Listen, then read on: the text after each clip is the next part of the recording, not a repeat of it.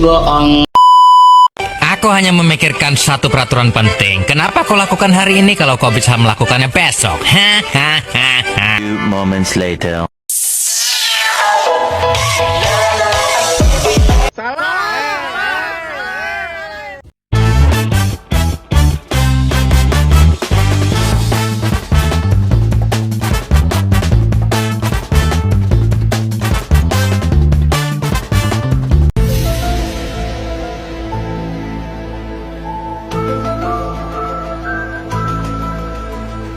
Baik, Assalamualaikum warahmatullahi wabarakatuh. Perkenalkan, nama saya Dewi Sulistiani dari Prodi PGMI dengan NIM 2423240012. Baiklah, di video kali ini saya akan menjelaskan inti dari makalah kelompok 8 sampai kelompok 13 sebagai pemenuhan tugas UAS Al-Quran Hadis dari Bunda Wiwinda. A few moments later. Baik, yang pertama dari kelompok 8 dengan judul penggunaan media pembelajaran dalam Al-Quran. Pembelajaran Al-Quran perlu media yang efektif agar siswa mudah memahami, menghafal, dan mengamalkannya. Media visual, audio, dan audiovisual membantu membuat pembelajaran lebih menarik dan interaktif. Namun, tantangan seperti keterbatasan fasilitas dan kurangnya pelatihan guru masih menjadi hambatan. Karena itu, perlu adanya kajian untuk mengetahui media yang paling efektif dan cara penggunaannya. Jadi, pembelajaran Al-Quran yang efektif tidak hanya bergantung pada metode mengajar, tetapi juga pada pemanfaatan media pembelajaran yang tepat. Media visual, audio, dan audiovisual terbukti dapat meningkatkan pemahaman, minat, dan keterampilan siswa dalam membaca Al-Quran. Media visual membantu menjelaskan konsep abstrak. Media audio melatih pendengaran dan bacaan dengan tajwid yang benar, sedangkan media audiovisual menyajikan pembelajaran yang lebih interaktif dan menarik. Kombinasi berbagai media lebih efektif dibandingkan dengan penggunaan satu jenis media saja. Oleh karena itu, guru perlu terus berinovasi dan meningkatkan kemampuan dalam menggunakan teknologi untuk menciptakan pembelajaran Al-Quran yang dinamis dan kontekstual. Baik, untuk kelompok 9 dengan judul penggunaan media pembelajaran dalam Al-Quran meningkatkan efektivitas pembelajaran agama. Nah, jadi untuk pengertian media pembelajaran, media berasal dari bahasa Latin yang merupakan bentuk jamak dari kata medium yang berarti perantara atau pengantar, sehingga bisa dikatakan bahwa media adalah suatu perantara atau pengantar pesan dari pengirim kepada penerima. Dasar pemikiran penggunaan metode pembelajaran didasarkan pada yang pertama, gaya belajar peserta didik, yang kedua, karakteristik belajar peserta didik, yang ketiga, tujuan pembelajaran, keempat, bahan belajar yang akan disampaikan, kelima, tingkat perkembangan peserta didik, dan yang keenam, kemampuan guru. Media pembelajaran dalam perspektif Al-Quran dan Hadis. Yang pertama yaitu ada media visual. Media visual adalah media yang hanya dapat dilihat. Beberapa contohnya yaitu seperti gambar atau foto, sketsa, diagram, atau peta konsep. Kemudian ada media audio. Media audio adalah media yang menggunakan indera pendengaran. Beberapa contohnya yaitu seperti radio, alat perekam, atau pita mekanik. Kemudian yang ketiga ada media audio visual, yaitu gabungan kombinasi dari media audio dan media visual atau biasa disebut dengan pandang dengar. Contohnya yaitu program televisi, video pendidikan, instruksional, dan lain-lain. Kemudian, apa sih manfaat media pembelajaran? Yang pertama yaitu pembelajaran akan lebih menarik perhatian siswa sehingga bisa menumbuhkan inovasi belajar. Yang kedua, bahan pembelajaran lebih jelas maknanya sehingga bisa lebih dipahami oleh siswa dan memungkinkan bisa menguasai dan mencapai tujuan pembelajaran. Yang ketiga, metode mengajar akan lebih bervariasi, tidak semata-mata komunikasi verbal melalui penuturan kata-kata oleh guru. Hal ini membuat siswa tidak bosan dan guru tidak kehabisan tenaga jika mengajar pada setiap jam pelajaran. Kemudian yang terakhir yaitu siswa lebih banyak melakukan kegiatan belajar sebab tidak hanya mendengarkan uraian guru tetapi juga aktivitas lain seperti mengamati, melakukan, mendemonstrasikan, dan lain-lainnya. Selanjutnya dari kelompok 10 dengan judul pembelajaran melalui Al-Quran dengan metode pendekatan tematik. Pendekatan tematik dalam pembelajaran Al-Quran merupakan metode pengajaran yang mengkaji ayat-ayat Al-Quran berdasarkan tema-tema tertentu, berbeda dengan pendekatan tradisional yang mengikuti urutan mushaf. Pendekatan tematik mengelompokkan ayat-ayat dari berbagai surat yang memiliki kesamaan makna, dan topik pembelajaran Al-Quran harus dilakukan di lembaga khusus dan ditujukan untuk orang dewasa. Akibatnya, pembelajaran Al-Quran yang bersifat substansif tidak menjadi tradisi yang dilakukan sejak dini oleh anak-anak. Nah, oleh karena itu, dengan pendekatan tematik, diharapkan guru-guru dapat mengajarkan Al-Quran secara lebih substansional, selain hanya mengajarkan baca tulis dengan cara yang lebih sederhana. Pendekatan metode tematik, meskipun merupakan inovasi yang relatif baru dalam memahami Al-Quran, juga menjadi tantangan tersendiri bagi guru-guru TPQ yang belum terbiasa atau tidak mengetahui cara menggunakan pendekatan tersebut. Jadi, pendekatan tematik dalam pembelajaran Al-Quran merupakan metode yang efektif untuk memperdalam pemahaman, penghayatan, dan penerapan nilai-nilai Al-Quran dengan mengaitkan nilai-nilai tersebut dengan tema-tema pembelajaran yang relevan kontekstual. Peserta didik dapat memahami Al-Quran dengan lebih mendalam dan praktis. Baik, untuk keunggulan dari pendekatan tematik ini, yang pertama yaitu pemahaman yang lebih komprehensif. Pendekatan tematik membantu peserta didik untuk melihat keterkaitan antara ayat dan surat. Kemudian yang kedua yaitu kontekstualisasi ayat. Dengan mengelompokkan ayat berdasarkan tema, para peserta didik dapat mengkaitkan atau memahami konteks dan latar belakang turunnya ayat. Kemudian yang ketiga yaitu relevasi dengan kehidupan. Pendekatan tematik memudahkan pengaitan ayat-ayat Al-Quran dengan isu-isu dan permasalahan. Kemudian yang keempat yaitu menumbuhkan minat dan bakat. Pembelajaran yang kontekstual dan relevan pada kehidupan dapat menumbuhkan minat dan bakat para peserta didik untuk memahami lebih dalam tentang Al-Quran. Baik, selanjutnya dari kelompok 11 dengan judul Pembelajaran Hadis dengan Pendekatan Kontekstual.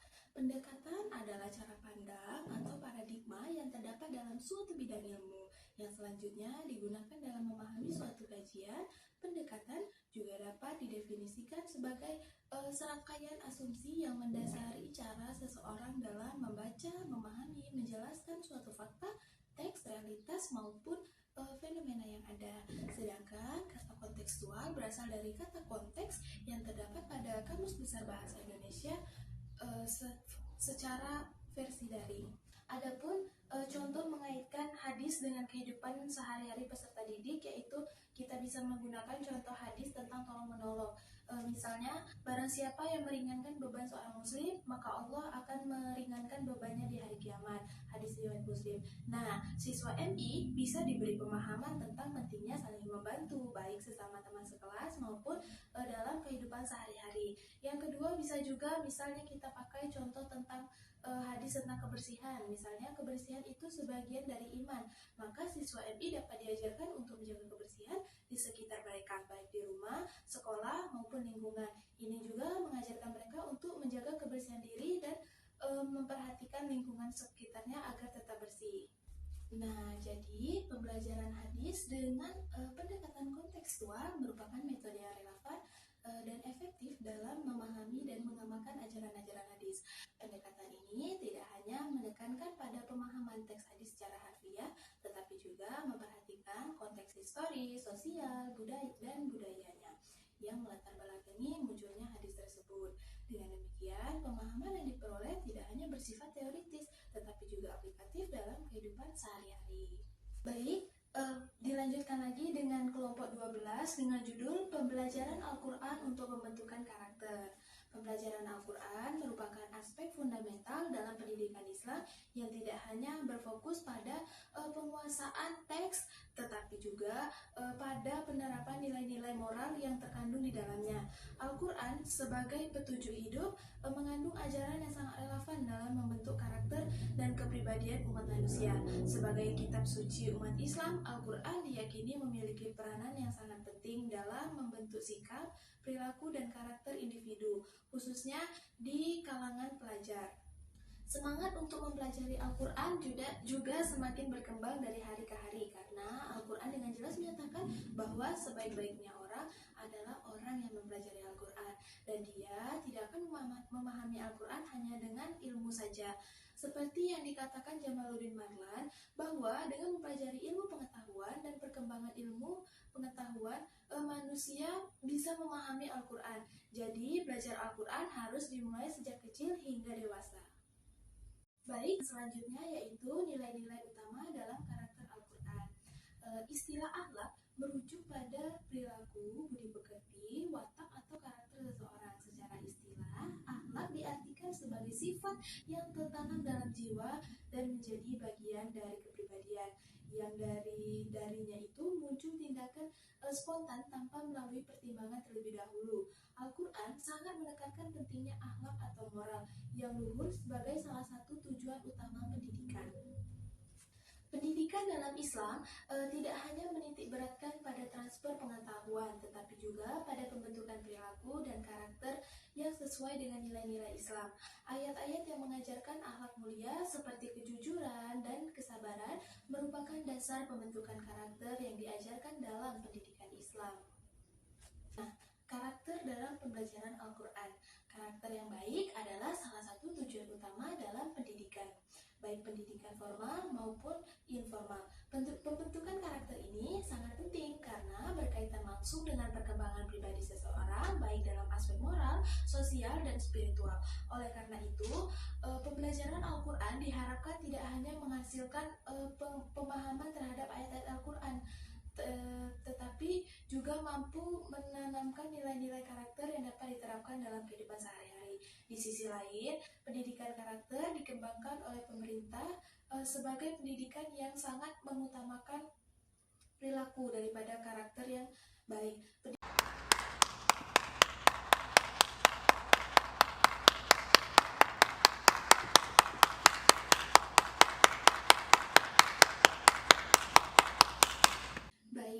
Yang terakhir yaitu dari kelompok 13 dengan judul Peran Hadis dalam Pendidikan Karakter Siswa Madrasah Ibtidaiyah.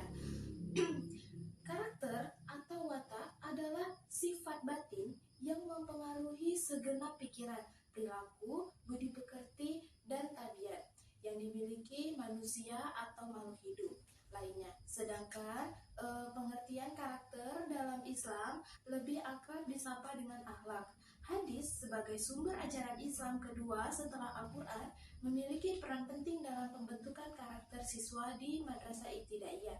Melalui hadis, nilai-nilai moral dan etika diajarkan untuk membentuk pribadi yang bersifat mulia. Nah, peran hadis dalam pendidikan karakter siswa madrasah ibtidaiyah sendiri, yang pertama yaitu sebagai sumber nilai moral dan etika. Yang kedua, sebagai pembentukan akhlak mulia melalui pemahaman dan pengamalan hadis.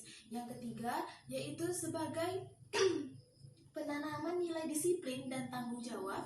Yang keempat, sebagai penyeimbang sikap empati dan keadilan sosial. Yang kelima, yaitu dengan mempelajari hadis, siswa dapat meningkatkan kualitas spiritual mereka.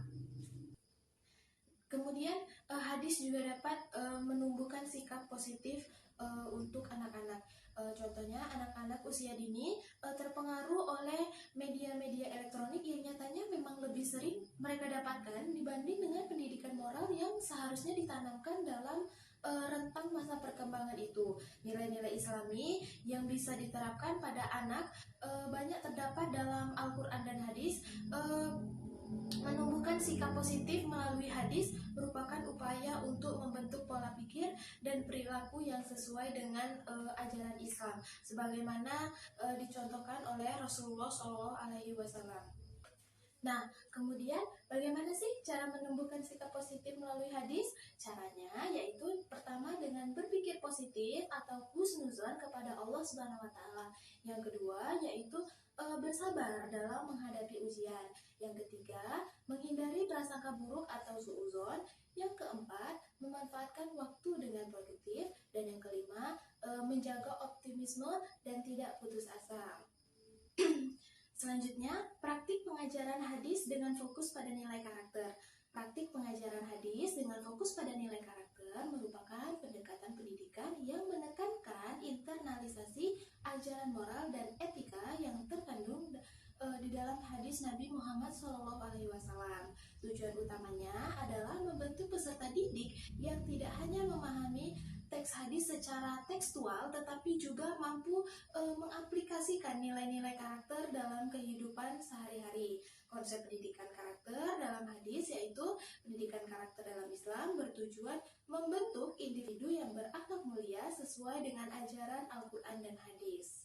Nah, jadi pendidikan karakter pada hakikatnya merupakan pembinaan personal peserta didik secara terprogram dengan tujuan tertentu bagi lembaga pendidikan dengan menitik beratkan pembinaan ideologi agama, budaya bangsa yang unggul, dan jiwa kepemimpinan yang sekaligus membangun kekuatan dari kualitas peserta didik yang berkarakter unggul. Untuk itu, pendidikan karakter menjadi tanggung jawab sekolah, keluarga, dan masyarakat yang harus dijadikan sebagai sarana untuk penyadaran, peneguhan, pengayoman, dan pencerahan serta pemahaman. Baiklah, itulah tadi ringkasan singkat dari saya, inti materi dari kelompok 8 sampai kelompok 13. Saya akhiri, apabila ada kesalahan saya mohon maaf, pada Allah saya mohon ampun. Wabillahi taufiq wal hidayah. Wassalamualaikum warahmatullahi wabarakatuh. Jangan